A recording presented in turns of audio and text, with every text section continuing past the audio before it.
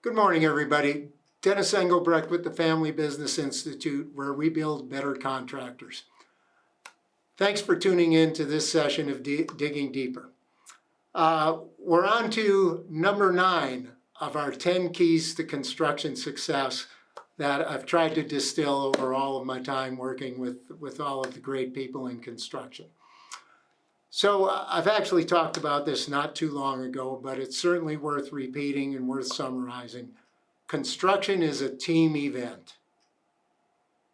All right, what do I mean by that? Just very simply, the owners, architects, engineers, construction managers or general contractors, the trade companies, the suppliers, even the outside entities are all working together to create project success.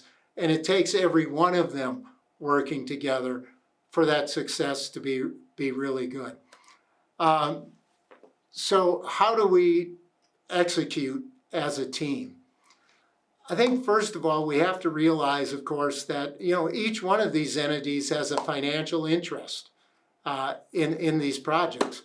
And those financial interests, actually may conflict or do conflict.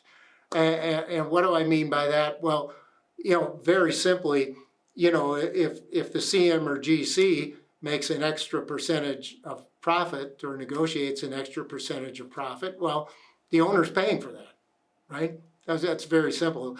The money that's there for the project's going to go in somebody's pocket, and if somebody, if changes are made and the trades or suppliers don't get their appropriate compensation for those changes, that's really the owner's getting a benefit and the trades, taking a beating. So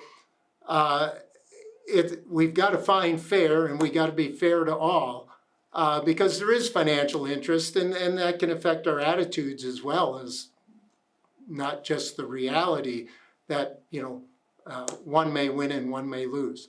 So that's, the most important lesson here is there is no such thing as win-lose in terms of a solution to an issue. Win-lose becomes lose-lose. What do I mean by that? Well, if I'm on the lose side of win-lose, well, I'm probably going to remember that, and I'm probably going to find some way to get back at you. If it's the next project where I try to get, give you a higher price, or maybe I try to get away with something else on the project, or maybe I sue you. All of these things. Win-lose turns into lose-lose.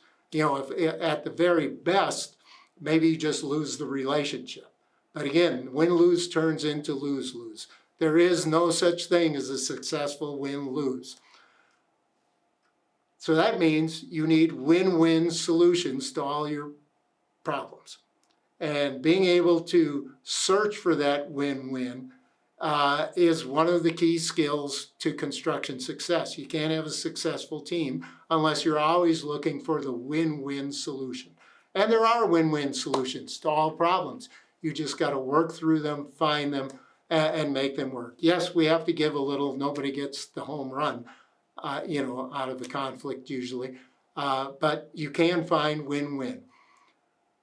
Effective communication is key to that, right? Not always telling, but listening and understanding the other side and providing feedback. So, communication's full. Everybody has a full understanding. Planning is key. Setting everybody up for success. Between the general contractor and the trade contractors, it's so critical that the general contractor and their project manager and superintendent have the attitude of trying to make this a successful project for everybody on the job.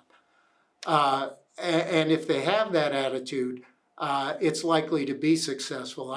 I can remember in interviewing superintendents, which we always do in our host audits, in our roundtables, asking those superintendents what the key to their success.